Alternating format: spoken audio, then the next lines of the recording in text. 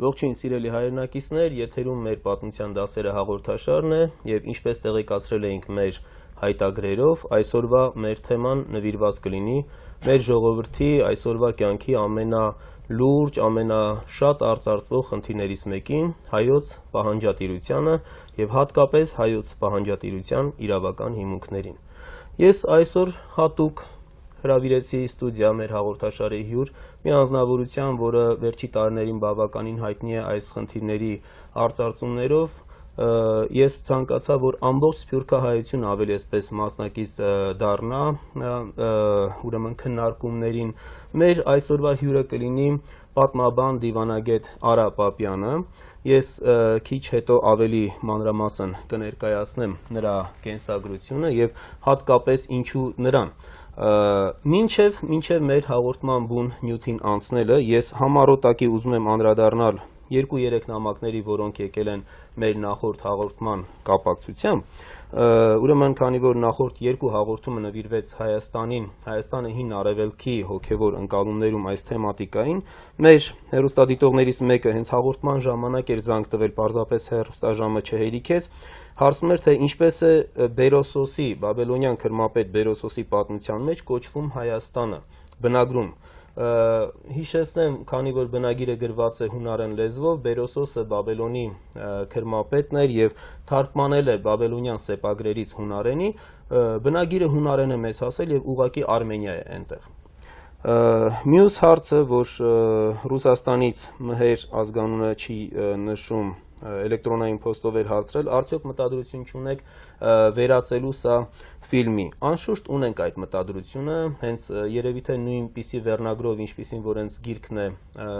Սրբազան լեռնաշխարհը եւ Հայաստանը հին արևելքի հոգևոր ընկալումներում այսպիսի մի վերտառությամբ գիտահանրամատչելի ֆիլմ արվի, որը կլինի եւ հայերեն եւ անգլերեն, նաեւ հնարավորության դեպքում այլ օտար լեզուներով, սա ծրագրվող աշխատանքներից մեկն է, սակայն առայժմ այս ուղղությամբ դեռ աշխատանքներ չկան։ Մեր նամակագիրների մեջ բավականին բուռն արձագանքեցին իմ այն հարցադրմանը, որը այսօր էլ մնում է շատ այսպես կարևոր, որ հայության մեջ չկա միասնական մի այսպես օղակ, որը կարողանա, ասենք, գրառակումների խնդիրը ապահովել, թեկուզ ասենք դասագրքերի տարածում, DVD-ների տարածում։ Ես այսօր առիթ կունենամ ներկայացնելու նաև հենց այսօրվա մեր խնդրին վերաբերող գրքեր եւ DVD, որը տարածելու եւ համայն հայությանը հասու դարձնելու խնդիրը եւս կա։ Առանձին արձագանքներ եղան, ասենք Իսպանիայից մեր հայրենակիցներից մեկը առաջարկում է ինքը իր ծառայությունը մատուցել պարզապես այսպես անշահախնդիր կերպով Իսպանիայում տարածելու համար։ Շատ շնորհակալ եմ այս բոլոր արձագանքների համար։ Պարզապես ես կարծում եմ, որ մենք պետք է մտածենք համահայկական մի լուրջ ցանց ստեղծելու եւ գուցե թե նորից եմ այս հույսը ուզում հայտնել, որ նախատեսվող Սփյուռքի նախարարությունը այդ ուղղությամբ որոշակի ինչ որ քայլեր կձեռնարկի։ Մեր հեռուստադիտողներից մեկը այսպիսի մի հարցադրում էր արել, արդյոք հնարավոր չի օգտագործել եկեղեցու կառույցը։ Մանավանդ հեռուստադիտողը Ռոստովից է եւ ասում է, որ Ռուսաստանի եկեղեցիներում ինքը հանդիպել է վաճառվող գրքեր եւ այլն, գուցե թե նաեւ այս կառույցը կարելի է օգտագործել։ Սա մի խոսքով մնում է մեզ համար բաց խնդիր եւ լուծման կարոտ խնդիր։ Եվ մի շարք հարցումներ եղան մեր կայքեջի մասին նոր բացված, հասցեն էին հարցնում, իսկ մեր հեռուստադիտողներից ճարտարապետ Շահեն Հովսեփյանը նաև հասցրել էր եւ դիտել եւ այսպես ծանուցել, ինչպես անում են մեր հայրենակիցները մեծ քանակությամբ, այսպես հասցեներով ուղարկելով նամակներով։ Հիմա դուք էկրանին տեսնում եք վերևի տողում մեր էլեկտրոնային փոստի հասցեն, ներքևում ուրեմն վեբ կայքի հասցեն, որտեղ պարզապես մտնելով 3w.memocast.com կամ հայերենով հավաքում եք մեր պատմության դասերը կամ անգլերենով Armenian History։ Ընդ որում հիմա եթե մտնեք, պարզապես առաջին էջի վրա դրված է։ Մենք այս շաբաթվա ընթացքում կմտցնենք ամբողջ մինչ օրս հեռարձակված 24 հաղորդումները, իսկ դրանից հետո ամեն շաբաթ հեռարձակվող հաղորդումը կմտցվի, կթարմացվի հաջորդ շաբաթվա ընթացքում, որովհետև հատկապես մեր մշտական հեռուստադիտողները, որ հետևում են, իրենք գիտեն, որ հաղորդումը կրկնվում է 5 անգամ, երկուշաբթի գնում է ուղիղ եթեր, վերջին կրկնությունը լինում է կիրակի առավոտյան, Երևանի ժամանակով նկատի ունեմ կիրակի առավոտյան։ Այնպես որ կայքեջը ասեն, որ անվճար է, կարող եք մտնել, հանգիստ օգտվել դրանից եւ բնականաբար մեր նպատակն է հայագիտության քարոզչությունը ինչքան հնարավոր է մեծ մասշտաբով, հատկապես այն մեր համայնքներում, որտեղ որ չկան հայկական հեռուստաժամեր, որոնք որ խնդիրներ, դժվարություններ ունեն հայկական հեռուստաեթերը դիտելու։ Այսքանը մեր նախորդ հաղորդումների մասին։ Ես ներկայացնեմ մեր հյուրին փոքրինչ ավելի հանգամանալի։ Արա Պապյանը բուն իր մասնագիտությամբ պատմաբան արևելագետ է, ավարտել է Երևանի պետական համալսարանի արևելագիտության ֆակուլտետը, իրանագիտություն մասնագիտությամբ, այնուհետև ավարտել է նույնպես պետհամալսարանի հայ ժողովրդի պատմության ամբիոնի ասպիրանտուրան, դրանից հետո արդեն անցել է դիվանագիտական մասնագիտացմանը եւ 94 թվականին գերազանցությամբ ավարտել Ռուսաստանի Դաշնության արտգործնախարարության դիվանագիտության ակադեմիան։ Հաջորդ քայլը ավարտել է ՆԱՏՕ-ի ռազմադիվանագիտական ակադեմիան 98 թվականին Հռոմում, այնուհետև 99-ին էլ ավարտել է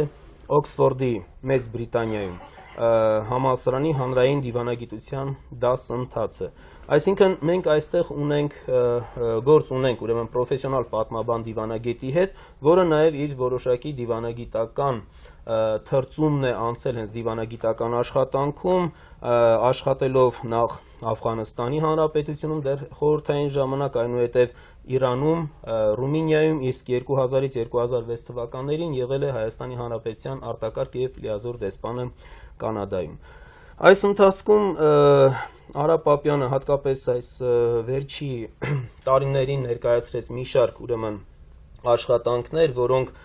նախ բազմաթիվ ելույթներով հանդես եկավ եւ աշխատանքները հրատարակված են, ես հիմա պիտի խնդրեմ մեր օպերատորը ավելի մոտիկից ցույց տա, Հայոց պահանջատիրության իրավական հիմունքները վերնագրով, հիմա դուք կտեսնեք նույն աշխատանքն է Երևանում հրատարակված 2007-ին եւ Տորոնտոյում հրատարակված 2008-ին։ Ինչու այսպես, որովհետև սփյուռքահայերին բավականին լավ ծանոթ է այս խնդիրը, Երևանում հրատարակված է արևելահայերեն եւ աբեղյանական ուղղագրությամբ եւ որպեսզի սփյուռքահայությունը դժվարություն չունենա դրանից օգտվելու, հրատարակվեց Տորոնտոյում արևմտահայերեն եւ դասական ուղղագրությամբ։ Այս աշխատանքները ուրեմն ձեզնից մի մասը հավանաբար ծանոթ են, մյուսներին հիմնական դրույթները մենք կներկայացնենք այսօրվա մեր այս հաղորդման ընթացքում, սակայն ես սպասում եմ, որ կլինեն նաև քննարկումներ, որոնք հետագայում մեր հաղորդաշարի ընթացքում կամ ուղիղ կարող եք կապվել պարոն Պապյանի հետ։ Եվ ես կուզենայի նաև այս կարևոր ուրեմն DVD տարբերակով աշխատանքը ցույց տալ, փաստորեն հիմնական սկզբունքները, որը նորից նույն վերնագրով Հայոց պահանջատիրության իրավական հիմունքները, քննարկումներ, հարցազրույցներ, ասուլիսներ եւ եթե կուզենաք, խնդրեմ հիմա նորից ցույց տա օպերատորը,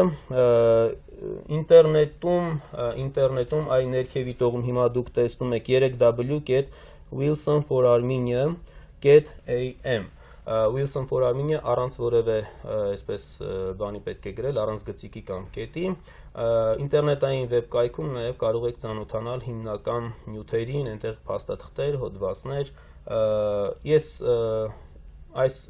ամբողջական ներկայացումից հետո հիմա կուզենայի արդեն անցնեինք մեր ընդհանուր խնդրին եւ բնականաբար, քանի որ մեր հեռուստադիտողը, այսպես ասենք, պրոֆեսիոնալ լսարան չի, մեր հեռուստադիտողների լսարանը, այսինքն մենք գործ ունենք հայ ժողովրդի բոլոր շերտերի հետ, պրոֆեսիոնալ դիվանագետներից եւ պատմաբաններից, մինչեւ պարզապես դպրոցական երեխան եւ բնականաբար հայոց պահանջատիրությունը իր իրավական հիմունքներով այսօր պետք է փորձենք ներկայացնել։ Նախ շնորհակալություն հրավերը ընդունելու համար։ Շնորհակալություն հրավերի համար։ Եվ որպեսզի մեր հեռուստադիտողներին ավելի պարզ լինի, մենք սկսենք հարցի թերևս նախապատմությունից, ռուս-թուրքական պատերազմներից եւ հատկապես 1828-29-ի Ադրիանապոլսի պայմանագրից, որտեղ առաջին անգամ այսպես հստակ ֆիքսվում է մեր ժողովրդի բարդ կացությունը Օսմանյան կայսրությունում։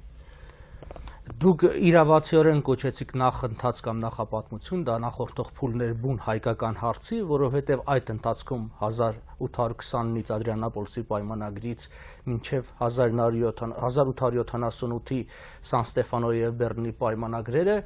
շեշտադրվում էր փոքրամասնությունների եւ քրիստոնյա փոքրամասնությունների կյանքի բարեփոխման եւ ապահովման հարցը։ Այդ ժամանակ, երբ ռուսական զորքերը գրավեցին Արևմտյան Հայաստանի որոշ շրջաններ եւ նահանջեցին, բնականաբար խնդիր առաջացավ ապահովելու հայ ժողովրդի ապահով գոյությունը։ Ցավոք սրտի միակ հնարավոր տարբերակը նկատվեց հայության արտագաղթը Թուրքիայից եւ գիտեք այդ շրջանում էր, որ մեծաթիվ հայություն արտագաղթեց հատկապես այսօրվա Ախալքալակի եւ Ախալցխայի շրջան Էրզրումի վիլայեթից։ 1856 թվականի Փարիզի պայմանագիրը, որը ամփոփեց Ղրիմի պատերազմը, նորից անդրադարձավ քրիստոնյաների, բնականաբար այդ թվում նաև հայերի կեցության Օսմանյան կայսրությունում, բայց որպես հայկական հարց, որպես իրավական եզր եւ որպես դիվանագիտության խնդիր այն ըստ էության շրջանառության մեջ մտավ միայն 1878 թվականին արդեն նշած Սան Ստեֆանոյի եւ Բեռլինի կոնգրեսներից եւ համապատասխան պայմանագրերից հետո։ Սան Ստեֆանոյի պայմանագրի գիտեք 16-րդ հոդվածը եւ Բեռլինի 61-րդ հոդվածը անդրադարձ են արդեն նշելով հայության կեցության հարցը եւ ըստ էության մինչև առաջին համաշխարհային պատերազմը փորձեր արվում հայության կյանքի բարելավումը Օսմանյան կայսրության սահմաններում։ Այդ շրջանում ընդհանրապես հարց չի դրվել հայոց պետականության վերականգնման, ըստ էության դա ավելի առաջին համաշխարհային պատերազմին հաջորդող շրջանն էր։ Եվ միայն երկու կայսրությունների Օսմանյան կայսրության եւ ռուսական կայսրության անկումի հետևանքով էր, որ արդեն քաղաքական ասպարեզ ելավ նոր Հայաստանի կերտումը, բնականաբար հարց առաջացավ Հայաստանի տարածքների եւ սահմանների հստակեցումը։ Սա այդ շրջանն էր։ Ես ինչու անդրադարձա եւ ինչու եմ որպես լինելով դիվանագետ այս հարցին անդրադառնում, որովհետեւ կարծում եմ, որ սա միայն պատմական հարց չէ եւ այսօրվա Հայաստանի համար սա կենսական հարց է։ Բացատրեմ միտքս։ Մեր երկիրը այսօր կանգնած է բավականին լուրջ մարտահրավերների առջև։ Լինեն դրանք զուտ անվտանգության բնույթի, տնտեսական զարգացման, ժողովրդագրական եւ այլն։ Հետևաբար մենք պիտի փորձենք իրավական հողի վրա ապահովել մեր պետականության, եթե հնարավոր է իրավունքների վերականգնումը, որտեղ մենք ունենք այդ իրավունքները ամրագրված տարբեր փաստաթղթերում մենք դրանք անդրադառնանք, որոնք կնպաստեն այս երկրի զարգացմանը։ Իմ խորին համոզմամբ առանց լուծելու հայկական հարցի այն տեսակը, որը մենք ժառանգել ենք, ցավոք սրտի փոքրիկ Հայաստանը իրապես զարգանալու հնարավորություն չի ունենա։ Իսկ լուծելու հնարավորություններ կան։ Հիմա մենք գնանք ժամանակագրական հերթականությամբ, ասեմ, ես ինքս այն մարդկանցից եմ, որ միանշանակ կիսում եմ, որովհետև վերջի տարիներին մեր հեռուստադիտողներից շատերը երևի թե առիթ ունեցել են հետևելու պարոն Պապյանի ելույթներին, երբ որ նա վերարծարծեց հատկապես Վիլսոնի իրավարար վճռով Հայաստանի սահմանի օրինականությունը մինչ օրս պահպանված լինելու խնդիրը, շատերը այսպես թերահավատությամբ էին նայում եւ սա մեր ժողովրդին, ինչ ասեմ, մի քիչ անտեղյակությունից եկող բնորոշ երևույթ է։ Ես հիշեցի այդ օրերին անընդհատ հիշում էի Վարդգես Եղիայանի շատ կարևոր մի աշխատանքը, որ արեց, որովհետև մեր ժողովրդին ինքը արդեն շատ լավ ծանոթ է New York Life Insurance այդ կամպանիի դեմ դատական հայցով, իր մտերիմ ընկերներից ինձ պատմում էին, ասում են, երբ որ հայտնի իրավաբան է, շատ օժտված անձնավորություն, երբ որ ինքը սկսեց այս փաստաթղթերը հավաքել, շատերը կողքից ասում էին, այ մարդ լուրջ իրավաբան է, լուրջ գործով, այն էլ Ամերիկայում լինել լավ իրավաբան, այդ նշանակում է լինել ամենաապահովված մարդկանցից մեկը, եւ մարդը ասում է գնում խնդրում էր, ասում էր այդ թղթերը տվեք, դրանք իրավական կարևոր արժեք ունեն։ Ասում են շատերը նույնիսկ ասում էին լավ, իրեն հարգելով պարզապես, խոսքը այսպես չմերժելու համար տալիս էին եւ ուղղակի կարեւորություն չէին ներկայացնում։ Հետո երբ որ ինքը դրեց լուրջ պրոֆեսիոնալ իրավաբան է եւ դրեց ինքը արդեն իրավական հարթության վրա, New York Life բանը կազմակերպությունը հենց առաջի քայլը եղավ միանգամից առաջարկել $5 միլիոն, որով դադարեցնեն ընթացքը։ Չհամաձայնվեց մարդը։ Հետո հաջորդ քայլը $10 միլիոն դադարեցնել։ Չհամաձայնվեց 20 միլիոնի դեպքում, ընդ որում ինքը էլի չէր համաձայնում։ Ինքը ուզում էր դա մեծ միջազգային դատի վերածել եւ այդ թղթերի տերերը, որոնք ժամանակին այսպես բանով էին վերաբերում, որ հալավ ինչ է, ինչ որ թղթեր են արժեքը կորցրած, իրենք համաձայնեցին այս դեպքում։ Ինչու համար եմ սա ասում մեր ժողովուրդը, որովհետև մի այսպես նախադեպ արդեն ունեցել է, որովհետև շատ հաճախ մեզանում անտեղյակությունն է դրդում այսպես ոչ լուրջ վերաբերմունքի եւ դրա մինչեւ դա անցնելը, մինչեւ այսպիսի վերաբերմունք կեցվածք ընդունելը ես պիտի խնդրեի մեր բոլոր հայրենակիցներին լսել ուշադիր, լսել հատկապես մասնագետի խոսքը։ Հիմա մենք նախապատմության մասին խոսեցինք եւ գանք արդեն բուն այսպես պատմությանը, հա, Սան Ստեֆանո 16-րդ հոդված եւ Բերլին 61-րդ հոդված։ Այդտեղ մեր բոլորին այստեղ դասագրքային ճշմարտությունները, մենք բնականաբար իմաստ չունի, որ դրա վրա կանգ առնենք, հայտնի է, որ 6 հայկական վիլայետներ այսպես նշվեցին, այս նույն նշումները հետո տեղ գտան 1895 թվականի մայիսյան բարենորոգումների ծրագրով, որը իդեպ ես պիտի խնդրեմ մեր օպերատորը հիմա ցույց տա, Անդրեյ Մանդելշտամի կազմած, որը ներկայացվեց Անտանտի երկրների ուրեմն ներկայացուցիչների կողմից 6 վիլայետները, այստեղ դուք հիմա որ կտեսնեք, դա ցեղասպանության քարտեզն է, եւ կարմիր մուգ գիծը, որ դուք տեսնում եք, այս մուգ գծով արտահայտված են այդ 6 ուրեմն վիլայետները, սա ավանդական այն 6 հայկական վիլայետներ են, որոնց հետ կապվում էր հայկական բարենորոգումների խնդիրը։ Եվ այս վիճակով խնդիրը գալիս հասնում է մինչև փաստորեն 1914 թվականի հունվարի 26, երբ որ համաձայնում են գերմանա-ռուսական բանակցությունների արդյունքում մեկ այլ տարբերակի 6 վիլայետներին ավելացում է եւս մեկը եւ 7 վիլայետները կիսվում են երկու մասի։ Նույնիսկ նշանակում են եվրոպացի դիվանագետներ Հոֆը եւ Վեստենենկը, որոնք եկան, անցան իրենց պաշտոնների կատարմանը, սակայն դա տեղի չունեցավ, որովհետեւ սկսեց առաջին աշխարհամարտը։ Այ հիմա միջազգային իրավունքի տեսանկյունից այս 6 վիլայետներ, հետո 6+1 այս նախագիծը եւ գանք հասնենք մինչև առաջին աշխարհամարտի ավարտը, որտեղ Փարիզի կոնֆերանսում, Փարիզի խաղաղության վեհաժողովում դրվեց հայկական հարցը արդեն իբրև Հայաստանի, այդ ձեր ասած, հենց նոր Հայաստանի ստեղծման խնդիր։ Գիտեք, իրավական տեսանկյունից որոշակի կարևորություն ունեն եւ Սան Ստեֆանոյի եւ Բերլինի պայմանագրերը եւ բնականաբար բարեփոխումների ծրագիրը։ Կարևորությունը որոշակի է, թեև չպետք է գերակնահատեն։ Կարևորությունը այն է, որ այդ ժամանակ միջազգային իրավունքի հիման վրա ճանաչվեց այդ տարածքների հայկական տիտղոսը։ Միջազգային իրավունքի մեջ շատ կարևոր է տարածքի տիտղոսը, որովհետեւ երբ որ տարածքը փոխանցվում է մեկ այլ երկրի, դա նշանակում է պիտի միջազգայինորեն ճանաչվի տիտղոսի փոխանցում։ Դե ֆակտո տարածքի գրավումը կամ փոխանցումը առանց տիտղոսի փոխանցման որևէ իրավական հիմք չունի։ Հետևաբար այդ ժամանակ եւ հետաքրքրական է, որ Սան Ստեֆանոյի պայմանագրի մեջ այդ վիլայետները կոչվեցին հայկական վիլայետներ, իսկ Բերլինի մեջ մի փոքր խմբագրվեց եւ կոչվեց հայերով բնակեցված վիլայետներ։ Իհարկե, թույլատնելով նրա իրավական ասենք կարևորությունը, բայց արդեն 12-14 թվականների բարեփոխումների ծրագրի մեջ միանշանակ էր, որ այդ տարածքները, հայկական տարածքները կամ հայաբնակ տարածքները, որոնք բարեփոխումների պիտի ենթարկվեին, ունեն առանձնահատուկ կարգավիճակ։ Այսինքն եւ Օսմանյան կայսրությունը համաձայնվելով այս բարեփոխումների ծրագրին եւ միջազգային հանրությունը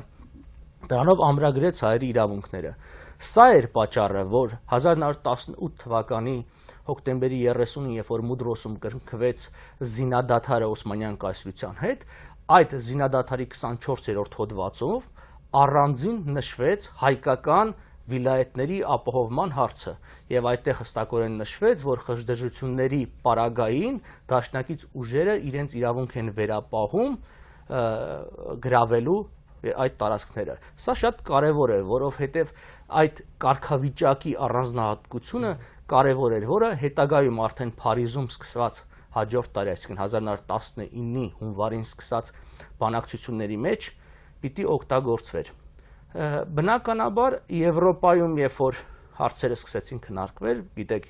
եվրոպական մեծ ուժերն էին հիմնական դերակատարները այնտեղ, Ֆրանսիան, Իտալիան եւ Մեծ Բրիտանիան, նրանք պիտի լուծեին առաջին հերթին իրենց համար կարևոր եւ կենսական հարցերը։ Եվ նրանք առաջինը անդրադարձան Գերմանիայի ճակատագրին, գիտեք, որ Վերսալի պայմանագրով այն լուծվեց, հետո Ավստրո-Հունգարիայի ճակատագրին, առանձին պայմանագրեր կնքելով Հունգարիայի հետ եւ Ավստրիայի հետ, Բուլղարիայի ճակատագրին եւ միայն վերջում Օսմանյան կայսրության ճակատագրին, որը ցավոք սրտի բացասական հետևանքներ ունեցավ Հայաստանի համար, որովհետեւ այդ ժամանակի ձգձգումը հնարավորություն տվեց Օսմանյան պարտված կայսրությանը որոշակի ուժերի աջակցությամբ, եւ այստեղ պիտի նշել, որ առաջին եւ մեծ աջակցությունը դա բոլշևիկներն էին, որ հրահարեցին Քեմալյան շարժումը եւ սկսեցին զենք մատակարարել, հասցնել այնպիսի կարգավիճակի, որ արդեն լուրջ ռազմական միջամտության հարց կար, բայց իրավական տեսանկյունից հարցը վճռված է այն ժամանակվանից ի վեր եւ վճռված է հօգուտ Հայաստանի եւ այսօրվա Հայաստանի Հանրապետությունը որպես իրավահաջորդ Հայաստանի առաջին հանրապետության բնականաբար ունի այդ իրավունքները։ Ես մի փոքր անդրադառնամ ավելի մանրամասն, թե ինչ էր նախատեսում, որովհետև Փարիզի մասին է խոսքը։ Փարիզի մասին եւ առաջին Ես պարզապես խնդրեմ, որ օպերատորը հիմա մեզ քարտեզները ցույց տա Փարիզի կոնֆերանսում ներկայացված ուրեմն 3 նախագծերը, հայկական, անգլիական եւ ամերիկյան, հիմա դուք էկրանին որ կտեսնեք, կարմիր, կանաչ եւ կապույտ գծերով են տարբերակված, եթե ուշադրություն դարձնեք, դրանք շատ չեն տարբերվում իրարից, թերևս հարավային շրջանն է, որ մի փոքր ավելի մեծ այսպես տարբերություն է տալիս, բայց այստեղ մենք ունենք ուրեմն 7 վիլայետ, գումարած Կիլիկիա եւ գումարած իհարկե Արևելյան Հայաստան կամ ինչպես այն ժամանակ շատ հաճախ կոչում էին Արարատյան Հանրապետություն, Հայաստանի Հանրապետությունը եւ Արցախը եւս։ Սա այս նախագիծը եւ հիմա դուք կտեսնեք մի քարտեզել ուղղակի ընդհանուր ուրվագիծ, որպեսզի պատկերացումը ավելի հստակ կազմվի, թե Փարիզի վեհաժողովում 19 թվականին, փետրվարի 25-ին, երբ որ ներկայացվեց, ինչպես է, խնդրեմ տեսեք, այստեղ ամերիկյան նախագիծն է, ինչպես էր ներկայանում Հայաստան պետությունը։ Ես նշեցի, որ բուն Օսմանյան կայսրության ճակատագրին հետևաբար Հայաստանի ճակատագրին անդրադարձան արդեն 20 թվականից, բայց բնականաբար 19 թվականին պարբերաբար քննարկվում էր Հայաստանի հարցը։ Եվ այդտեղ դեռևս 19 թվականի հուլիսին ամերիկյան հանձնաժողովը, The Inquiry հանձնաժողովը ներկայացրեց որոշակի ծրագիր, որը իր մեջ պիտի ներառներ հայկական 6 վիլայետները, գումարած Տրապիզոնը եւ Կիլիկիան, ինչպես նաեւ ռուսական նախկին կայսրության բոլոր հայաբնակ շրջանները։ Եվ այստեղ շատ կարևոր է մի հանգամանք, որ Ամերիկայի Միացյալ Նահանգները պետական մակարդակով դա ամրագրեցին, որ թեև Ուդրո Ուիլսոնը առաջինն էր, որ ինքնորոշման հարցը բարձրացրեց միջազգային իրավունքում, հայերի նկատմամբ ինքնորոշման հարցը պիտի իրականացվի հաշվի առնելով մինչև 1890-ականներին նախորդող ժողովրդագրական պատկերը, որովհետև հստակ էր, որ դրանից հետո տեղի ունեցել պարբերաբար հայության կոտորածներ, ջարդեր եւ ցեղասպանությունը արդեն առաջին համաշխարհային պատերազմի տարիներին եւ ընդունել հանցագործության հետևանքով առաջացած ժողովրդագրական պատկերը ճիշտ չէ, որտեղ միջազգային իրավունքը հստակ է, որ հանցագործությունը չի կարող ծնել իրավունք։ Հետևաբար հայաթափ եղած արևմտյան Հայաստանը թուրքական իրավունքը այդ հայաթափության հետևանքով միջազգային իրավունքի տեսանկյունից չավելացավ, որտեղ դա հանցագործության հետևանք է։ Եվ այստեղ ուզում եմ շեշտել, որ ցեղասպանության ճանաչման հարցը, որ հայությունը այսօր եւ տասնամյակներ ի վեր տարբեր երկրներում առաջ է մղում, շատերի համար մինչև իսկ պարզ չէ, թե ինչու են անում։ Շատերին թվում է, որ սա միայն բարոյական խնդիր է, ոչ, սա միջազգային իրավունքի խնդիր է։ Այսինքն, եթե մենք ամրագրում ենք խորհրդարանների մակարդակով, ինչպես նաև միջազգային ճանաչված փորձագետների մակարդակով, որ տեղի է ունեցել միջազգային հանցագործություն, այսինքն erga omnes հանցագործություն, դրա հետևանքով առաջացած կարգավիճակը արդեն դառնում է հիմնազուրկ։ Այսինքն եղել է ցեղասպանության եւ ցեղասպանության հետևանքով է, որ հայերը այդ տարածքում չեն ապրում եւ ոչ թե հայերը կամավոր լքել են այդ տարածքը։ Հետևաբար թուրքական բոլոր այն պնդումները, որ այդ տարածքների վրա հայեր չկան, միջազգային իրավունքի տեսանկյունից հիմնազուրկ է։ Մենք քարտեզների վրա տեսանք արդեն այդ առաջին ծրագրերը, ձեր նշած, եւ երբ որ 1920 թվականին հունվարին անդրադարձան արդեն Հայաստանի Հանրապետության ճակատագրին հստակեցնելու համար սահմանները, ավելի մանրակրկիտ ուսումնասիրությունը ցույց տվեց մի ցավալի իրողություն, որ հայությունը թվականակով այնքան էր քչացել, որ պարզապես ի վիճակի չէր բնակեցնելու այդ ամբողջ տարածքը։ Հետևաբար գլխավոր դաշնակից ուժերը այդ ժամանակ, որոնք երեքն էին՝ Իտալիան, Մեծ Բրիտանիան եւ Ֆրանսիան, իրենց Սան Ռեմոյի նիստի ժամանակ, այդ Փարիզի վեհաժողովը տարբեր նիստերից էր բաղկացած, ապրիլի 24-ից 26-ը քննարկեց Հայաստանի ճակատագիրը եւ առաջարկով պաշտոնական նոտայով դիմեց Միացյալ Նահանգների նախագահին, հստակորեն նշելով, որ Միացյալ Նահանգների նախագահը գծի Հայաստանի Հանրապետության եւ Թուրքիայի միջև սահմանը, որը պիտի անցներ Տրապիզոնի, Էրզրումի, Վանի եւ Բիթլիսի նահանգներով։ Այստեղ ուզում եմ շեշտել, որովհետեւ շատերի տպավորությունն այն է, որ այդ առաջարկով ստեղծվեց Մեծ Հայաստանը, ոչ, ընդհակառակը, այդ առաջարկը փոքր Հայաստանի ստեղծման գաղափարներ, որովհետեւ Մեծ Հայաստանը արդեն նշված ամերիկյան այդ ծրագիրն էր, որը իսկապես եւ ամերիկյան հենց տերմինաբանությամբ էլ պատմության մեջ մտավ որպես ծովից ծով Հայաստան։ Եվ ծովից ծով Հայաստանի գաղափարը դա չի եղել հայության գաղափարը։ Դա չի ներկայացվել ոչ որևէ կուսակցության կողմից եւ ոչ էլ անհատների, դա ամերիկյան ծրագիր էր եւ անգամ նրա այդ անվանումը Ուիլսոնյան անվանում էր, որը Ուիլսոնը Աստվածաշնչի Ամովսի մարգարեության գրքից էր վերցրել ծովից ծով բառակապակցությունը։ Այսինքն այն ինչ որոշվեց Սանրեմոյում, հետագայում ամրագրվեց Սևրում, դա փոքր Հայաստանի ստեղծման գաղափարներ, որը փոքր, բայց այսօրվա առումով բավականին մեծ, 6 անգամ ավելի մեծ, քան այսօրվա Հայաստանն է։ Այսինքն, եթե Փարիզի վեհաժողովում մենք ունեինք ուրեմն Արևելյան Հայաստան 7 վիլայետ պլյուս Կիլիկիա, այստեղ մենք ունենում ենք 4 վիլայեթի միայն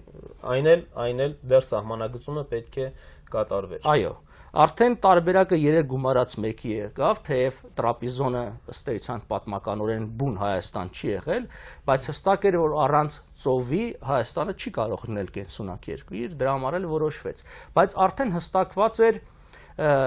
գոնե վիլայետների մակարդակով արդեն հստակված էին։ Եվ այստեղ ես իրավական տեսակետից ուզում եմ անդրադառնալ այդ հայցադիմումին, որը թվագրված է ապրիլ 27-ին եւ ուղարկված է Մեծ Եռյակի անունով իրավարար վճռի կայացման համար Ուիդրո Ուիլսոնին։ Այստեղ հիմնական շեշտ ես դնում եմ այդ իրավարար վճիռ, այսինքն arbitration, arbitral award հասկացությանը, որովհետև շատերի համար սա պարզապես բառակապակցություն է, բայց միջազգային իրավունքի մեջ եւ ընդհանրապես իրավունքի մեջ իրավարարությունը շատ հստակ օրենքներ ունի։ Այսինքն, եթե կողմերը դիմում են իրավարարության հայցով, այդ դիմումը ինքնին, որը հայտնի է կոմպրոմի անունով միջազգային իրավունքի մեջ, ինքնին համաձայնություն է ընդունել վճիռը ինչպիսին էլ այն լինի, եւ իրավարար վճիռը պարտադիր է կատարման համար, այն անժամանցելի է եւ չի կարող բեկանվել։ Սա խիստ կարեւոր է, որտեղ արդեն ապրիլի 27-ին, երբ որ դիմեցին Ուիդրո Ուիլսոնին, այս 3 երկրները ընդունեցին, որ Ուիլսոնի ծրագիրը իրենց համար կլինի պարտադիր կատարման համար փաստաթուղթ։ Բացի այդ, ես այստեղ ուզում եմ շեշտել, որ Մեծ Եռյակը հանդես չէր գալիս միայն իր անունից։ Մեծ Եռյակը բոլոր դաշնակից ուժերի անունից էր հանդես գալիս, հետևաբար հայցադիմումը նաև այլ դաշնակից ուժերի անունից էր։ Հետևաբար այս վճիռը պարտադիր է նրանց համար։ Օրինակ, դաշնակից ուժերի շատերի անունները մեզ համար անհայտ են, բայց իրավական տեսանկյունով նրանք պատերազմի մեջ են եղել, հետևաբար Մեծ Եռյակը դիմել է նրանց անունից։ Օրինակ, վերցնենք այնպիսի փոքր երկրներ, որոնք այդ ժամանակ օրինակ Անդորան, Բոլիվիան, Մեծ երկիր Չինաստանը, Կոստարիկան, Կուբան, Էկվադորը, Գվատեմալան, Լիբերիան, Հայիտին, Հոնդուրասը, Նիկարագուան, Պանաման, Պերուն, չհաշված նաև մյուս այդ բոլոր Բրազիլիան, Չեխոսլովակիան, այսինքն ինչ է նշանակում սա, որ այդ հայցադիմումը իրավական տեսանկյունից եւ այդ բոլորի անունից էր եւ Ուիդրո Ուիլսոնի իրավարար վճիռը պարտադիր է նաեւ այսօր այս երկրների համար։ Ես կուզենայի որպես միջազգային իրավունքի մասնագետ հատուկ եւ շատ ավելի այսպես պարզ եւ փաստերի վկայակոչմամբ այդ կոնվենցիաների եւ բարձ մեր հանդիսատեսի համար հստակ բացատրվել, որ այդ իրավարար վճիռը իր ժամկետը չի կորցրել եւ այսօր ուժի մեջ է։ Սա կարևորագույն այդ առանցքային խնդիրներից մեկն է, որ այսօր պետք է մեր ողջ ժողովրդին իմանալ։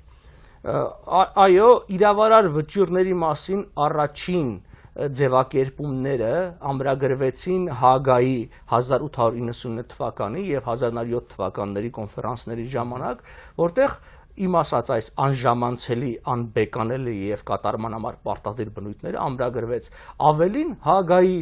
կոնֆերանսը չի նախատեսում իրավարար վճռի որևէ բեկանման գործընթաց։ Չպետք է մոռանանք, որ իրավարար վճիռը չլինելով դատարանի վճիռ, այդ միևնույն է իրավական վճիռ է, հետևաբար լինելով որպես իրավական վճիռ եւ չունենալով ավելի բարձր որևէ այլ կառույց, նա ենթակա չէ բեկանման։ Ունակի տարբերություն պայմանագրերի։ Պայմանագրերը կարող են պայմանավորվող կողմերը մեկ անգամ եւս անդրադառնալ եւ իրենց կամավոր համաձայնությամբ պայմանագրի մեջ եղած դրույթները փոփոխել։ Իրավարար վճիռը անգամ այն երկիրը, որի օգտին կատարվել է վճիռը, անգամ ինքը չի կարող բեկանել։ Օրինակ, ենթադրենք մի պահ, որ Հայաստանի Հանրապետությունը ուզում է հրաժարվել, ենթադրենք եմ ասում, այսինքն իրեն հատկացված իրավականորեն իրեն հատկացված այս տարածքներից։ Հայաստանի հրաժարումը չի կարող ստեղծել իրավական հետևանքներ։ Հայաստանը առնվազն պիտի ունենա բոլոր երկրների համաձայնությունը, որովհետև ես նորից եմ նշում, սա հայ-թուրքական հարց չէր եւ վճիռը չի կայացվել Հայաստանի եւ Թուրքիայի հայցադիմով, սա դաշնակից ուժերի եւ Թուրքիայի պետության հարցեր։ Հետեւաբար բոլորի, այսինքն Հայաստանը ընդամենը մեկ երկիր է այդ մի քանի տասնյակ երկրների մեջից, անկախաբար թեև հօգուտ Հայաստանի է կայացված։ Հետեւաբար հետագա այդ այսպես կոչված գիտական պնդումները, որ տարբեր պայմանագրերով Հայաստանը հրաժարվել է իրեն հատկացված տարածքներով, որևէ իրավական հիմք չունեն եւ գիտական հիմք չունեն, մենք վստահաբար կանդրադառնանք նաեւ այդ պայմանագրերին, որովհետեւ պայմանագրերը եւ առաջին հերթին նրանք երբեք չեն բեկանել իրավարար վճիռը եւ չեն էլ կարող բեկանել։ Ավելին պիտի ասեմ, որ վերջի պայմանագիրը, որը վերաբերել է հայ-թուրքական սահմանին, դա Լոզանի պայմանագիր է, թեև այնտեղ որևէ նշում չկա Հայաստանի մասին, բայց հստակորեն Լոզանի պայմանագրի 16-րդ հոդվածով Թուրքիան ճանաչել է բոլոր այն պայմանավորվածությունները arrangements, եւ սա էլ կարեւոր է, այսինքն այնտեղ չի օգտագործվում համաձայնագիր agreement կամ treaty պայմանագիր բառերը, այլ arrangements, այսինքն խոսքենց վերաբերում իրավարար վճռին, որը մինչև այդ տեղի է ունեցել։ Եվ քանի որ 16-րդ հոդվածով Թուրքիայի Հանրապետության մաս պիտի կազմեին միայն այն տարածքները, որոնք Լոզանի պայմանագրով Թուրքիայի մաս էին կազմում, իսկ Արևմտյան Հայաստանը Լոզանի պայմանագրով Արևմտյան Հայաստանի մաս չի կազմել, ընդհանրապես որևէ անդրադարձ չի եղել, այլ վերահաստատվել է նրանց պատկանելությունը ըստ նախապես կայացած վճիռների, հետևաբար դա վերահաստատել է մեր իրավունքները։ Ես այստեղ ուզում եմ մեր հեռուստադիտողներին էլ հիշեցնել, անկեղծ ասած, առաջին ձեր ելույթների ժամանակ անընդհատ այդ հարցադրումը միշտ կար եւ հենց միանգամից որ ուշադրությունս գրավեց այն էր, որ Թուրքիան 90 թվականից 91-ից լավ պաշտոնապես ասենք, երբ որ Հայաստանի Հանրապետությունը անկախություն հռչակեց, նախ առանձնապես ոգևորված չէր հարաբերություններ հաստատելով, հետո որպես նախապայման բազմիցս արտահայտվել է եւ վերջերս էլ ընդամենը ամերիկյան դիվանագետի կողմից 1-2 շաբաթ առաջ էր, չէ՞, Ֆրիդի կողմից արտահայտվեց, թուրքերը պարտադիր կետ են մտցնում, որ Հայաստանի Հանրապետությունը պետք է ճանաչի Թուրքիայի այսօրվա սահմանները։ Սա առաջին հայացքից, երբ որ մենք նայում ենք զուտ այսպես լավ, Լոզանի պայմանագրով թաղվեց հայկական հարցի, ինչպես մեզանում ընդունված է, ճակերտներով գրում են թաղվեց բառը, այդ դեպքում եթե լավ թաղված հարց է, Թուրքիան ինչի է այսօր նախապայման դնում, Հայաստանի Հանրապետությունը պետք է ճանաչի իր եւ Թուրքիայի սահմանը։ Այն դեպքում, երբ որ այդ արանքում, չգիտեմ, Ալեքսանդրապոլի պայմանագիր կա եւ այլն, այդ Ապոլինի Կարսի պայմանագիր եւ այլն, որոնց կանդրադառնանք անշուշտ եւ հենց միջազգային իրավունքի տեսանկյունից, եւ այստեղ ես կուզենայի, որ մեր բոլոր հեռուստադիտողները այ հարցի լրջությունը տեսնեն գիտակցված Թուրքիայի կողմից։ Սա շատ կարեւոր է։ Երբեմն մեզանում ցավոք սրտի երբ որ մենք չունենք այսպես տրադիցիոն, հա, ավանդական միջազգային իրավունքի դպրոց, ի տարբերություն թուրքերի, որոնք ունեն, այս խնդիրներին այն լրջությամբ չեն վերաբերում, բայց մենք տեսնում ենք, որ դա կա եւ թուրքերի հենց այդ մտահոգությունը, որ Հայաստանը ճանաչի իր սահմանները, հենց դա է նշանակում։ Այո, Թուրքիայում մշտապես եղել է անհանգստություն եւ մտահոգություն սահմանի վերաբերյալ, առավել ևս այդ մտահոգությունը հիմնականում խարսխված է եղել Սևրի պայմանագրի վրա եւ անգամ քաղաքագիտության մեջ եզր կա, որը կոչվում է սևրաֆոբիա։ Այսինքն թուրքերի մեջ այդ վախը Սևրի նկատմամբ կա։ Եվ վստահաբար սա իրավացի մտահոգություն է, որովհետեւ թեև մեզ տասնամյակներ շարունակ ներշնչել են, որ Սևրի պայմանագիրը որևէ իրավական ուժ չունի, նա պարզապես թուղթ է եւ այլն, քանի որ չի վավերացվել, իրականությանը չի համապատասխանում։ Դա սովետական քարոզչություն։ Այո, դա պարզապես քարոզչություն էր մոռանալ տալու համար հայերին, որտեղ չպետք է մոռանանք, որ Արևմտահայաստանը ըստ էության բոլշևիկների աջակցությամբ տրվեց Թուրքիային եւ տեղի ունեցավ Հայաստանի Հանրապետության կիսում։ Նախ ես ուզում եմ անդրադառնալ շատ համառոտ Սևրի պայմանագրի այսօրվա կարգավիճակին։ Շատ լավ, այս ընթացքում խնդրեմ, որ օպերատորը հիմա ցույց տա Սևրի պայմանագրի քարտեզը, որի ընթացքում զուգահեռ խնդրեմ։ Հա։ Ուրեմն Սևրի պայմանագիրը ի տարբերություն շատ այլ պայմանագրերի կնքված է բարձր պայմանավորվող կողմերի միջև, high contracting parties։ Հիմա ոչ մասնագետի համար սա էական տարբերություն չի։ Ես խնդրեմ օպերատորը ցույց տա, սա պայմանագրի պաշտոնական քարտեզը հիմա մենք նայենք եւ վերևում դուք տեսնում եք նաեւ կնիքը Միացյալ Նահանգների պետական կնիքը եւ Վուդրո Վիլսոնի ստորագրությունը։ Հիմա ինչով է կարևոր, որ բարձր պայմանավորվող կողմերի միջև է կնքվել, որովհետև միջազգային իրավունքը հստակորեն ասում է եւ այդ դրույթը տեսեք, այս high contracting parties, հստակորեն նշում է, որ այն պայմանագրերը, որոնք կնքված են բարձր պայմանավորվող կամ պայմանավորող կողմերի միջև, անկախ այն բանից, արդյոք այդ պայմանագիրը մտել է ուժի մեջ թե ոչ, դա կատարման համար պարտադիր փաստաթուղթ է։ It's a binding document։ Եվ սա ամրագրված է 1969 թվականի Վիեննայի կոնվենցիայի, պայմանագրերի մասին Վիեննայի կոնվենցիայի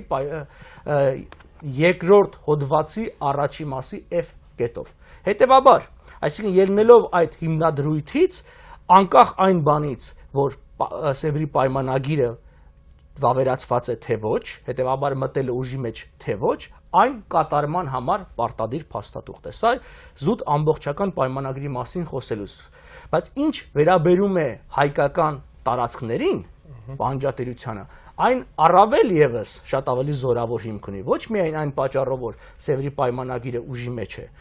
այլ այն պատճառով եւ առաջին հերթին հենց այն պատճառով, որ տարածքները Հայաստանին են հատկացվել ոչ թե Սևրի պայմանագրով, եւ սա շփոթություն կա, մշտապես մենք ասում ենք Սևրով Հայաստանին հատկացված, այլ իրավարար վճռով։ Սևրի պայմանագրի 89-րդ հոդվածը պարզապես հղում է կատարում Միացյալ Նահանգների նախագահին, բնականաբար Սևրի պայմանագիրը ստորագրած բոլոր երկրների կողմից, այդ թվում նաև Թուրքիայի, որպեսզի վերջինս իր իրավարար վճռով, եւ ես շեշտում եմ, իրավարար վճռով արդեն նշածս Վանի, Բիթլիսի, Էրզրումի եւ Տրապիզոնի նահանգներում կատարի սահմանազատում։ Այսինքն Սևրի պայմանագիրը չէ, որ կատարել է սահմանազատումը կամ հայկական իրավունքներն է հաստատել, այլ Սևրի պայմանագրի 89-րդ հոդվածից ածանցվող իրավարար վճիռն է, եւ այս հոդվածը հանդես է գալիս որպես պարզապես կոմպրոմի հայցադիմում։ Առավել եւս, ձեր ուշադրությունն եմ հրավիրում այն հանգամանքի վրա, որ 90-րդ հոդվածով Թուրքիան առանձին պարտավորություն ստանձնեց, որ իրավարար վճռի կայացման իսկ օրից եւ պահից ինքը հրաժարվում է այդ տարածքների նկատմամբ իր տիտղոսից եւ իրավունքներից։ Սա խիստ կարեւոր է։ Այսինքն 20 թվականի նոյեմբերի 22-ին հենց վճիռը կաց, այսինքն որևէ նախապայման դրված չէ այդտեղ, որ պայմանագիրը պիտի մտնի ուժի մեջ եւ միայն դրանից հետո կամ պայմանագիրը պիտի վավերացվի։ Թեև ես նշեցի, ուժի մեջ չմտած պայմանագիրն անգամ կատարման համար պարտադիր փաստաթուղթ է, որտեղ այն կնքվել է պայմանավորվող կողմերի միջև, այսինքն դա եղել է միջպետական կոնտրակտ, իսկ կոնտրակտները արդեն ստորագրությամբ ուժի մեջ են, բայց առավել եւս 90-րդ հոդվածով Թուրքիան նման պարտավորություններ ստանձնել էր։ Եվ սա էր պատճառը, երբ 1920 թվականի նոյեմբերի 22-ին Միացյալ Նահանգների նախագահ Ուդրո Ուիլսոնը կատարեց իր իրավարար վճիռը, այն հաստատեց իր ստորագրությամբ, այն հաստատեց նաև այդ ժամանակ Միացյալ Նահանգների պետքարտուղարը Bainbridge Colvin իր ստորագրությամբ, այսպես կոչված ենթաստորագրեց countersigned եւ վերահաստատվեց Միացյալ Նահանգների մեծ կնիքով, այդ օրվանից իրավական տեսանկյունից նայելով այդ ամբողջ տարածքը Հայաստան է եւ դրանից Թուրքիան հրաժարվել է ելնելով։ Եվ այդ հետևանքով էր նաեւ որ Թուրքիան մինչեւ այդ արդեն նախաձեռնել էր հարձակումը բոլշևիկների հետ միասին Հայաստանի վրա եւ գիտեք ընդամենը 10 օր հետո դրանից հետո Հայաստանում տեղի ունեցավ իշխանափոխություն դեկտեմբերի 2-ին եւ սա էր պատճառը որ Հայաստանը դադարելով գոյություն ունենալ որպես միջազգային իրավունքի սուբյեկտ այլևս հետամուտ չէր կարող լինել իր իրավունքներին եւ ես այստեղ մի կարեւոր շեշտադրում եմ ուզում կատարել որ մեր անկախության ամենակարևոր նվաճումը այն չէ որ մեր ղեկավարները առաջ նստում էին Մոսկվայում, իսկ հիմա Երևանում են նստում։ Դա բնավ կարևոր չէ, եւ անգամ տնտեսական հարցերը չեն, որտեղ թերևս տնտեսական հարցերը կարելի կլիներ լուծել այլ երկրի կազմի մեջ եւս կամ ավելի լավ։ Մեր ամենամեծ նվաճումն այն է, որ մենք միջազգային իրավունքի սուբյեկտ ենք դարձել եւ կարող ենք միջազգային իրավունքի հիման վրա տեր կանգնել մեր իրավունքներին։ Սա է ամենակարևորը, որովհետեւ մենք Հայաստանի ներկա հանրապետությունը հանդիսանում է առաջին հանրապետության իրավահաջորդը, դա ամրագրված է մեր անկախության հռչակագրի մեջ հստակորեն նշելով, որ մենք զարգացնում ենք 1918-20 թվականների ժողովրդավարական հանրապետության ավանդույթները, իսկ մեր այսօրվա սահմանադրության նախաբանի մեջ էլ հստակորեն ամրագրված է, որ հայ ժողովուրդը հիմք ընդունելով անկախության հռչակագրի մեջ արկա սկզբունքները եւ դրույթները եւ շարունակություն, այսինքն հղում է կատարում նույն հռչակագրի վրա։ Հետեւաբար ես կարծում եմ, որպես միջազգային իրավունքի սուբյեկտ մենք եւ իրավունք ունենք եւ պարտականություն ունենք տեր կանգնելու մեր իրավունքներին։ Ես ուրեմն հիմա պիտի խնդրեմ օպերատորը, որովհետև մենք պատրաստել ենք հաղորդումից առաջ այս իրավարար ուրեմն վճռի քարտեզը եւ այդ ֆոնի վրա Սևրի պայմանագրի Հայաստանին վերաբերող համարյա բոլոր հատվածները ցուցադրի։ Իսկ այդ ընթացքում շատ կարեւոր մի խնդրի վրա եմ ուզում եւ բարձաբանում ինչ բան է մեծ կնիքը Միացյալ Նահանգների, որով կնքված է։ Սա կարևոր մի խնդիր է, որին շրջանցում են մերոնք կարծես թե նորից։ Այո, երբ որ ես խոսում էի վճռի կայացման մասին, ես հատուկ շեշտեցի, որ այն կնքվեց Միացյալ Նահանգների մեծ կնիքով։ Եվ սրա կարևորությունն այն է, որ ըստ Միացյալ Նահանգների օրենսդրության այն բոլոր փաստաթղթերը, որոնք կնքվում են Միացյալ Նահանգների մեծ կնիքով, the Great Seal of the United States, դրանք դառնում են ներքին օրենսդրության մաս, կամ այսպես կոչված law of the land։ Այսինքն արդեն այս վճիռը առաջինը դարձավ կատարման համար պարտադիր փաստաթուղթ Միացյալ Նահանգների համար։ Ասեմ, որ Ուդրո Ուիլսոնը ինքը կարող էր միայն իր ստորագրությամբ հաստատել վճիռը, որովհետև հայցը իրեն էր ուղղված որպես Միացյալ Նահանգների նախագահի եւ ոչ թե պետությանը, բայց Ուդրո Ուիլսոնը լավ էր հասկանում, որ 20 թվականի նոյեմբերի 22-ն է եւ արդեն Կարմիր բանակը կանգնած է Հայաստանի դարպասների մոտ, արդեն սեպտեմբերից թուրքական քեմալական զորքեր արձակման են անցել եւ Հայաստանի գոյությունը օրերի հարց է։ Հետեւաբար նա վճիռը այնպես պիտի կատարեր, որ անկախ այն բանից, որ ինքը լինի նախագահ թե ոչ, այդ վճիռը ունենա իրավական ուժ եւ այդ ձևը այն էր, որ այն կնքվեց եւ ենթաստորագրվեց արտգործնախարարի կամ պետքարտուղարի կողմից։ Հետևաբար եւ այդտեղ շատ հետաքրքիր փաստաթուղթ կա պահպանված հաջորդ օրը նոյեմբերի 23-ին, երբ որ Միացյալ Նահանգների պետքարտուղարության գլխավոր իրավագետը նամակ է գրում Bainbridge Colvin, ասելով, որ ինչ եք անում, քանի որ պետքարտուղարն է կնիքի պահողը, կնքելով կնիքով դուք մեկ ընդմիշտ Միացյալ Նահանգներին դնում եք պարտավորության տակ ոչ միայն վճիռ կայացնելու, այլ ի կատար ածելու իրավարար վճիռը։ Եվ ի պատիվ Woodrow Wilson-ի եւ Bainbridge Colby-ի պիտի ասեմ, որ նրանք չհրաժարվեցին ոչ իրենց ստորագրությունից, ոչ կնիքից եւ այդ փաստաթուղթը ուղարկեցին Փարիզ։ Ես այստեղ մի պատմական հարցի եմ ուզում անդրադառնալ, որը խիստ կարևոր է եւ ցույց է տալիս, որ այս վճիռը Միացյալ Նահանգների համար մինչեւ այսօր ուժի մեջ է։ Այո, դա 1927 թվականի Սենատի քննարկումներն է հունվար ամսին։ Ուրեմն բոլորիդ հայտնի է, որ 1923 թվականին Լոզանում հուլիսի 24-ին կնքվեց Լոզանի պայմանագիրը քեմալականների եւ մի խումբ երկրների միջև։ Քանի որ Միացյալ Նահանգները պատերազմ չէին հայտարարել Օսմանյան կայսրությանը, իրենք մաս չկազմեցին այդ փաստաթղթին, այլ կնքեցին մեկ այլ պայմանագիր նույն Լոզանում, որը կոչվում է Լոզանի փոքր պայմանագիր, այն կնքվեց օգոստոսի 6-ին 1923 թվականի, որը հստակեցնում էր թուրք-ամերիկյան հարաբերությունները, ինչպես նաև կար այդ նոր ստեղծվելիք հանրապետության ճանաչման, ասենք, հիմնադրույթները։ Բայց այդ փաստաթուղթը երբեք չվավերացվեց կամ հավանության չարժանացավ։ Գիտեք, որ ըստ Միացյալ Նահանգների գործող սահմանադրության որևէ փաստաթուղթ, միջազգային փաստաթուղթ, պայմանագիր կարող է իրավական ուժ ունենալ, եթե այն հավանության է արժանանում Սենատի ներկա անդամների 2/3 կողմից։ Երբ 1927 թվականի հունվարին այս պայմանագիրը, այսինքն ամերիկա-թուրքական պայմանագիրը Սենատ մտցվեց հաստատման համար, այն մերժվեց։ Եվ այստեղ կարևոր է մերժման բուն պատճառաբանությունը, եւ առաջի պատճառաբանությունը հետեւյալն էր. քանի դեռ թուրքերը չեն իրականացրել Woodrow Wilson-ի իրավարար վճիռը, Սենատը այն չի կարող հաստատել, այսինքն 27 թվականին անգամ Սենատը իր որոշումով հաստատեց, որ իր համար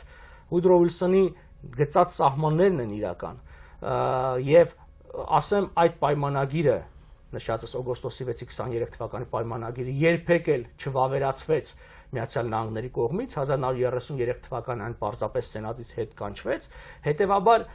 դե յուրե ճանաչում այսօրվա Թուրքիայի սահմանների մինչև այժմ Միացյալ Նահանգների կողմից չի իրականացվել։ Պարզապես այդ ժամանակ շրջանցելով Սենատը միջգերատեսչական փաստաթղթի հիման վրա, մոդուս վիվենդի հիման վրա դեսպան ուղարկեցին Թուրքիա եւ այս հարցը շրջանցեցին, բայց իրավական տեսակետից Միացյալ Նահանգները հաստատակամորեն մնում են իրենց նախագահի կատարած վճռի վրա, որը այդ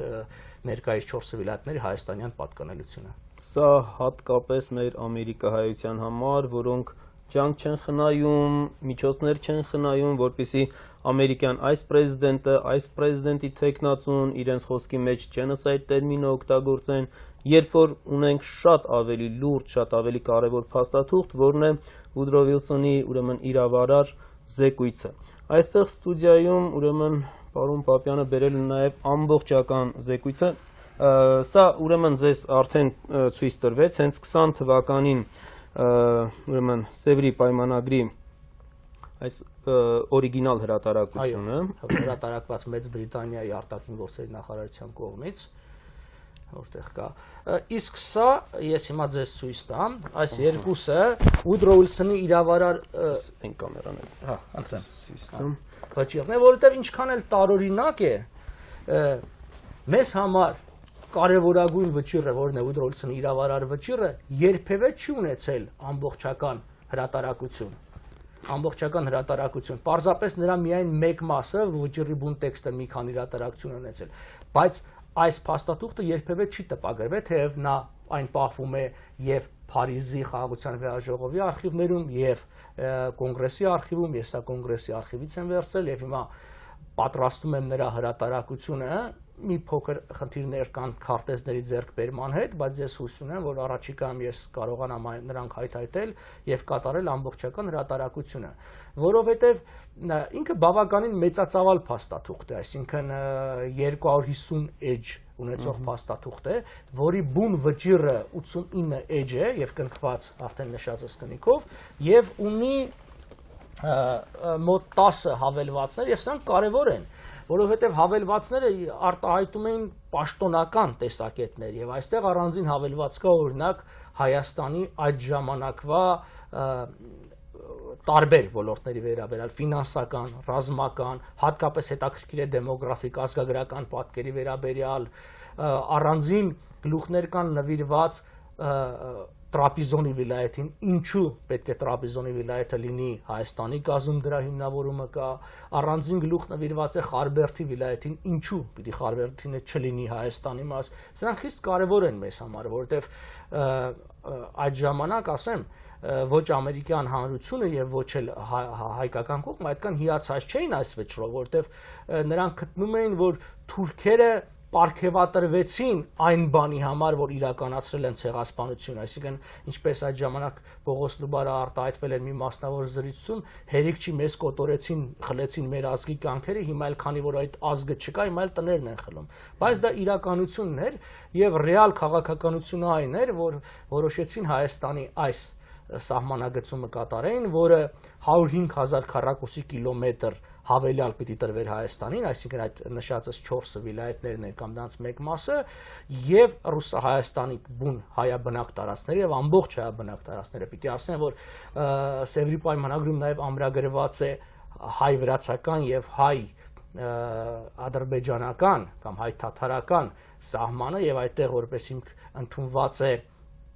այսինքն նշածը ինչ ընթացքով պիտի լինի, իսկ որպես հիմնավորում ընդունված է 1920 թվականի փետրվարի 24-ի առանձին որոշումը Փարիզի վեհաժողովի, որը ամրագրվել էր Ազգերի լիգայի մեծ քառյակի կողմից, որ ասում էր, որ հայ-վրացական եւ հայ-ադրբեջանական սահմանները պիտի լինեն ազգագրական պատկերով, այսինքն բոլոր հայաբնակ շրջանները պիտի գան Հայաստանին, վրացաբնակները Վրաստանին, ինչպես նաև թաթարաբնակները, եւ այստեղ ուզում եմ այդ առիթով նշել, որ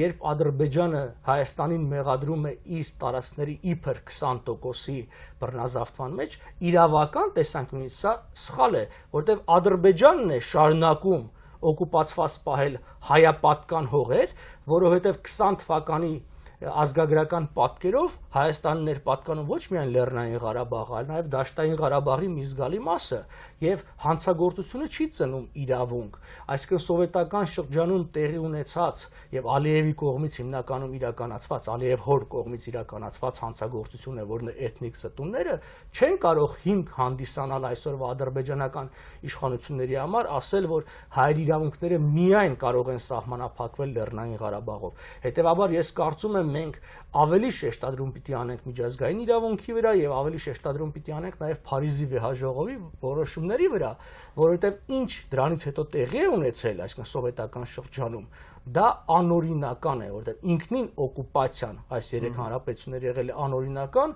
իսկ ինչպես բազմաթիվ անգամներ նշեցի, հանցագործությունը չի ծնում իրավունքներ, այսինքն մենք պիտի վերադառնանք 20 թվականի փետրվարի 24-ի առանձին որոշմանը Անդրկովկասի սահմանների վերաբերյալ, ինչպես նաև պիտի անդրադառնանք նաև արդեն Սևրի պայմանագրով նրա 92-րդ հոդվածով հայ-վրացական եւ հայ-ադրբեջանական սահմանը հիմք ընդունելով այն դրույթը, որ Սևրի պայմանագիրը կնքվել է պայմանավորվող, բարձր պայմանավորվող կողմերի միջև եւ անկախ այն բանից Սևրի պայմանագիրը վավերացված է թե ոչ, այն Վիեննայի կոնվենցիայի երկրորդ հոդվածի առաջին մասի F կետի համաձայն այն կատարման համար պարտադիր փաստաթուղթ է։ Բերել եք նաև կոնվենցիան, հա։ Այո, ես բերել էի կոնվենցիան նաև, այսինքն կոնվենցիան տարբեր հրատարակություններ ունի, բայց սա Վիեննայի կոնվենցիայի, ասենք, արտատպությունն է, եւ սա կարեւոր է, որովհետեւ այս փաստաթղթի հիման վրա են քննարկվում պայմանագրերը եւ եթե մենք այս պայմանագրի հիման վրա կամ կոնվենցիայի միջազգայինագրի հիման վրա քննարկում ենք նաեւ հայ-թուրքական սահմանին վերաբերող Ալեքսանդրապոլի պայմանագրին, կնքված 2020 թվականի դեկտեմբերի 3-ին, Մոսկվայի պայմանագրին, կնքված 21 թվականի մարտի 16-ին եւ Կարսի պայմանագրին, կնքված 1921-ի հոկտեմբերի 13-ին, միանշանակ է, որ այդ երեք փաստաթղթերն էլ որևէ իրավական ուժ չունեն, որտեղ կնքվող կողմերը կնքելու պահին չեն եղել միջազգային իրավունքի սուբյեկտներ։ Ուրեմն, այսպես, պարոն Պապյան, մեզ հուշում են, որ մեր եթերաժամը արդեն մոտենում է ավարտին, ճիշտ ասած, ինչպես ես կանխատեսում էի, մենք մեկ հաղորդման մեջ չէինք տեղավորվելու, մենք պայմանավորվենք այսպես, ուրեմն, քանի որ մենք հասանք Վիլսոնի իրավարար վճռին, հաջորդ հաղորդումը խոստանանք մեր հանդիսատեսներին, որ մենք կշարունակենք եւ սկսած վճռից 20 թվականի նոյեմբերի 22-ից հատկապես դրան հաջորդած այն պայմանագրերը, որոնք փաստորեն պարտադրվեցին Հայաստանին, նույնիսկ ասենք Մոսկվայի պայմանագիրը, որ Հայաստանը նույնիսկ առհամարված է եւ չի էլ մասնակցում, բայց հայկական տարածքները կիսում են Թուրքիան, Կեմալական Թուրքիան եւ բոլշևիկյան Ռուսաստանը, այս իրավական կողմը ի վերջո նաեւ գալով մինչեւ մեր օրերը հասնելով, որովհետեւ ինչ ասեմ, այսօր տարածված հարցադրումներից մեկը թե ինչ կարող է տալ այսօր Սևրի պայմանագիրը եւ Ուիլսոնի իրավարար վճիռը մեզ այսօրվա քաղաքական դրա նշանակությունը, ռազմական նշանակությունը, տնտեսական, այս բոլորը հարցերի մեծ խումբ է, որին կարծում եմ մենք կանդրադառնանք։ Իսկ մեր հերոստադիտողներին խնդրեմ, որ հարցերը կապված բնականաբար բավականին շատ հարցեր պետք է որ առաջանային, գրեն մեր ինտերնետային հասցեով պատմաբան Yahoo.com կամ կարող եք ուղիղ ուղղել Արա Պապյանին ara.papian @gmail.com այս հասցեով մենք այս մի շաբաթվա ընթացքում հարցերը որ կստանանք բնականաբար մյուս հաղորդմանը կանդրադառնանք հարցերին եւ իհարկե կշարունակենք 20 թվականի նոյեմբերի 22-ի Ուիլսոնի իրավարար վճռից, որովհետև սա այսօրվա մեր կյանքի, հայության կյանքի կարևորագույն խնդիրներից մեկն է։ Ես ուզում եմ շնորհակալություն հայտնել պարոն Պապյանին այսօրվա մեր հաղորդմանը մասնակցելու համար, բարին բոլորիս հետ։